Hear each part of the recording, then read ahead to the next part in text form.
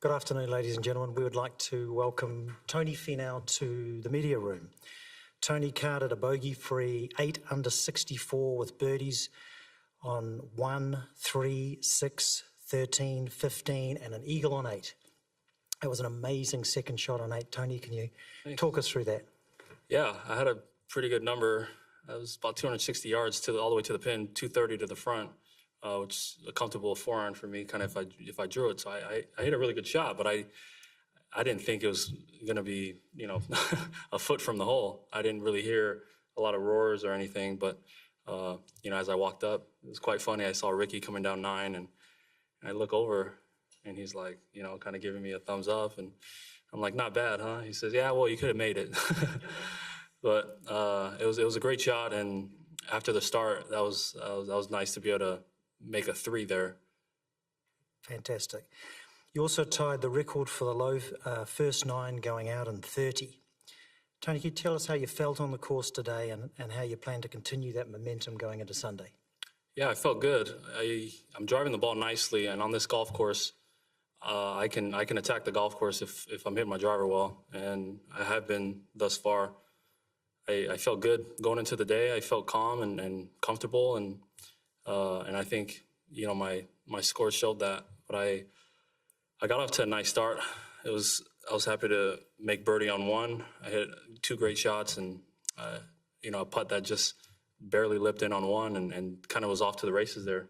I drove it nicely, and a couple tap-ins on 2 and 3, and just was kind of on my way. I kind of got in that zone and looked up at the leaderboard, and I knew I just needed to. I was well in front of the leaders. I needed to keep making birdies because I knew they were going to have a lot of opportunities, the guys that are playing well. So I was happy to post the number I did, but more than anything, just keep my foot on the gas pedal and not let off, because looking at the scores now, I may not even be leading after today, but I'm well in contention, and I'm happy about that. Well, it was a beautiful zone. Karen. Tony, for someone who is motivated to take up the game after watching Tiger win here in '97, what does it mean to you to have him on your heels, and what would it mean you could possibly be grouped with him tomorrow? Oh, man, it would be an unbelievable thing for me, and something that I've dreamed of for a long time. As a kid, I've always wanted to compete against him and have the opportunity to, I've dreamed of playing in the final group with him in a major championship, and it'd be quite a cool thing for me if I were to play with him tomorrow in the final group of a Masters. It'd be a dream come true for me. Brian. You mentioned yesterday, Tony, that you felt you had a low round in you this weekend, but you needed the putter to come together. Can you talk about how it came together today, and especially some of those putts on the back 9 coming down the stretch? Yeah, those are huge. The putt I made on 13 and 15 were huge. That up and down on 13 today was pretty special. I had a lie where the ball was way above my feet on my second shot after a good drive, and that's just how that hole is. I end up double crossing, hitting a hard pull, and so I'm on the downslope of this bunker, hit a great bunker shot to about 12 feet and dripped that in. But, the putter came through today when I needed it. A couple par saves coming in as well that were huge. And, you got to putt well to win major championships. I know that from experience in the past, putting myself in contention. And I was able to do that today, and I'm going to need the putter to be working tomorrow. Sean. Does the early start help at all with just not having to sit around all day? And what is that morning going to look like in the Finau household? Well, it's been some pretty late nights in our house, so it's probably going to look a little earlier tonight. I think we'll get some rest a little earlier. 9:30, if I'm in the final group, it would be a 9:30 start. I do think that's nice, not waiting around till 3 o'clock to tee off, kind of twiddling your thumbs. If you work out, eat, there's a lot going on there. I remember when I was in the final group last year at Shinnecock, just how much time. It was like the longest day of my life, and I still hadn't teed off. So I do think that is pretty cool. But no matter what, when it's time to tee it up tomorrow, there's going to be guys on our heels, and I'm going to have to play good golf tomorrow no matter what time I play. Stephanie. What are you going to do with your vase and your goblets? Sorry, say that again. What will you do with your vase and your goblets from today that you win for the low round and the eagle?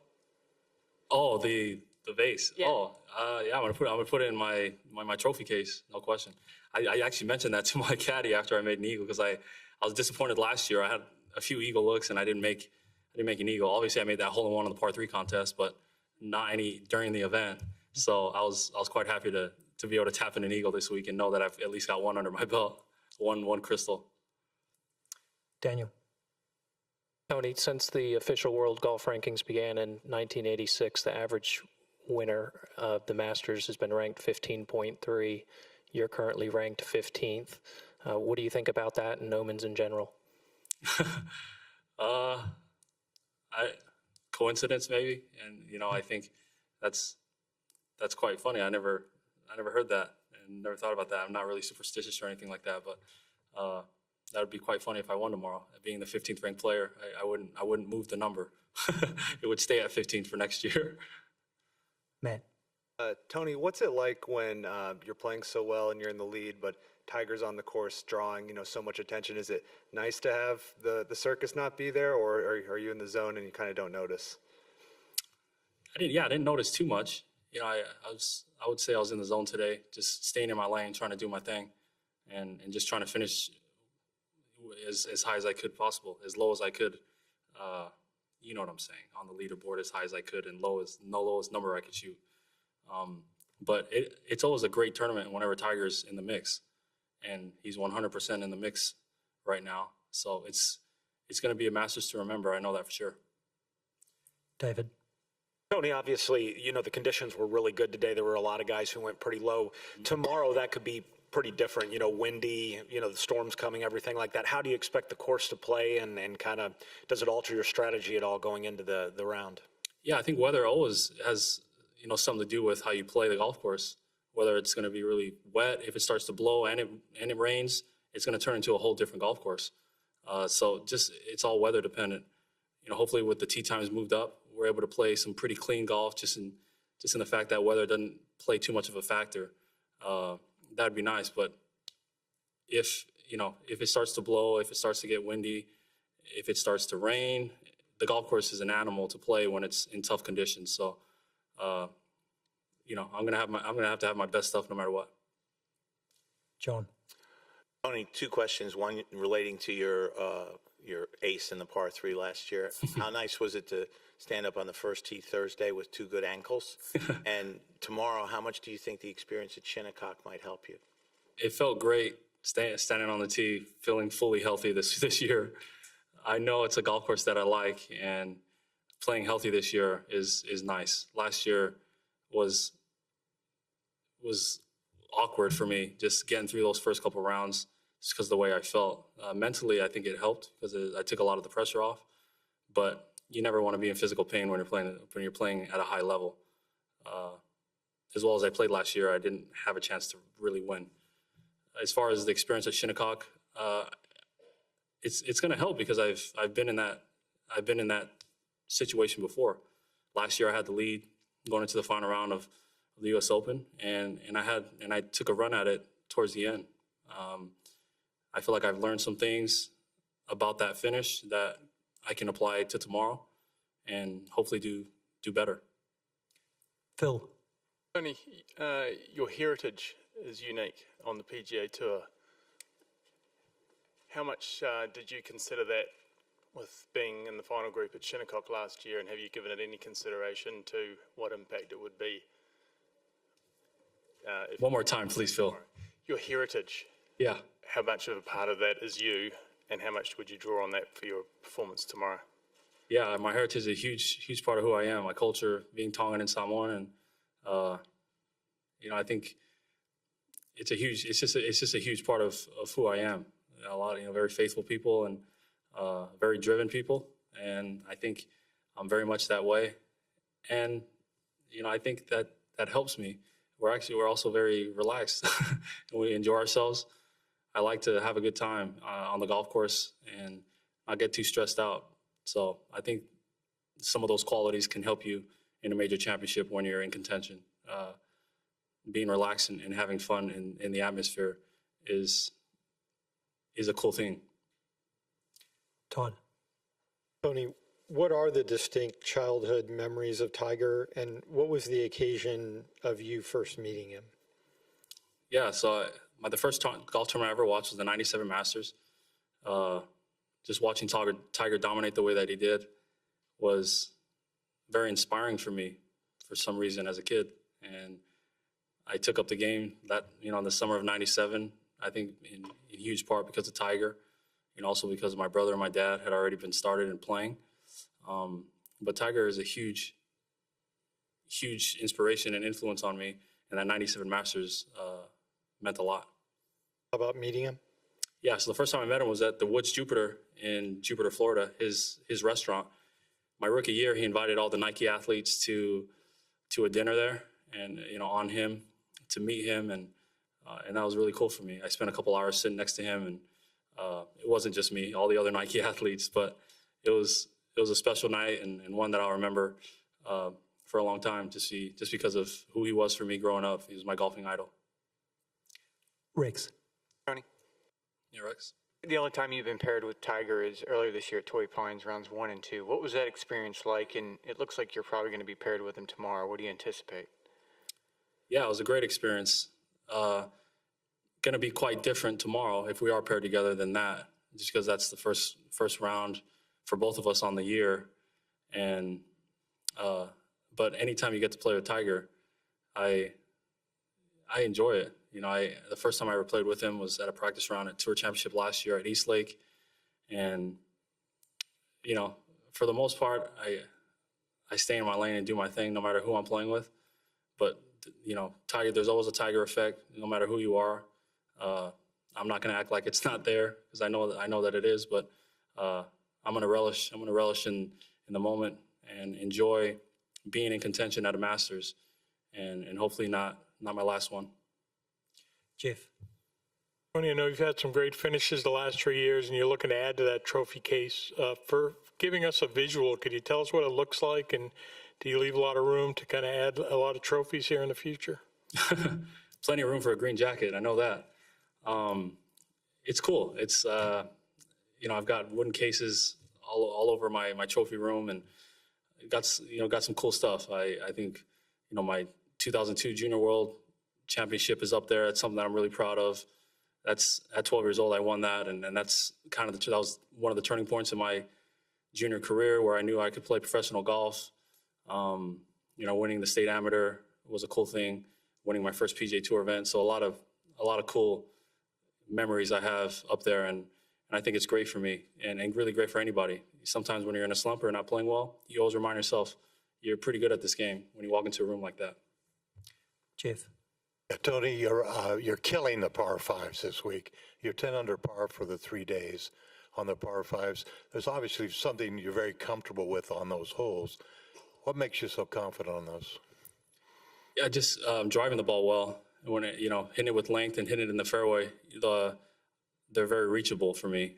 I'm hitting mid to long irons into all of them, and so I've been able to hit the fairway. I think for the most part, I think I've only missed maybe 2 fairways on the par fives this week, and that was yesterday on 13 and 15. So you got to drive it in the fairway. And I told myself at the beginning of this week, I talked to my coach, my caddy, one of our biggest game plan for the week was to take care of the par fives, and you have to. I think history always tells us the guys that play the par fives well are the ones that go on to win the tournament and go on to be in contention. Par fives that's where my advantage is anyway, but an emphasis here at Augusta National, you got to play the par fives well to win. Mark. Tony, what's the background of that high top shoe you wore on Wednesday? Yeah, so Nike reached out to me and it was kind of mutual. We wanted to do something to kind of, if you will, celebrate or commemorate the par 3 incident last year. I felt like if you can't laugh at yourself in something like that, then I think you're doing it all wrong. I thought it was quite funny after the fact, everything that happened, celebrating a hole-in-one and ruining my ankle for a few months. So we wanted to do a mockumentary, and I was all on board. So we put together this little video. I went to Portland and did the video, and I think most of you guys have probably seen it. And so they came out with the shoe. I told them, hey, why don't we make it really high and only for 1 foot, which is my left. So it just kept adding on, just kept adding things on, and it ended up being, what it is. So that it's a 1-for-1 shoe. It's the only one that they made, and it is pretty cool to have a shoe. Tim. Tony, why do you think it is that your generation or this generation of golfers seem less intimidated by Tiger than it was the first time around for him? Ooh, good question. I think most of Tiger, the way I look at it, Tiger taught us how to compete, meaning you shouldn't fear anybody. And Tiger, we're kind of the aftermath of, if you will, the Tiger effect, just in that the way that he dominated, and we watched that growing up. It was like he was scared of nobody, and so I think a lot of us try to be like him and try to be that way, to where nothing on a golf course can scare us, and our skills can showcase.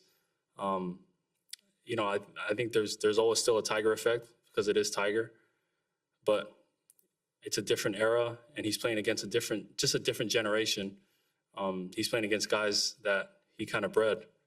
We were watching him as teenagers and through high school, and watching him dominate.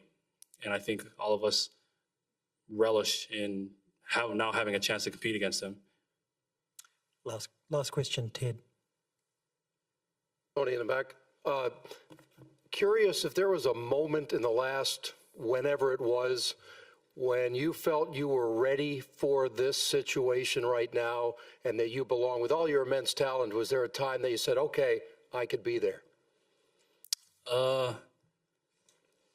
Yeah, I've always believed it. I guess when I was on the Ryder Cup team and I surrounded myself with the other 11 guys and our captains, and, you know, being in that locker room, it gave me a sense of confidence. I think that I feel like I'm a confident person, but that gave me an extra sense of confidence and just extra confidence. So I think that's when I told myself, not only do you belong in here, but you can become a major championship like most of the guys in here. Thanks for your time, Tony, and congratulations on a great round today. Thank you.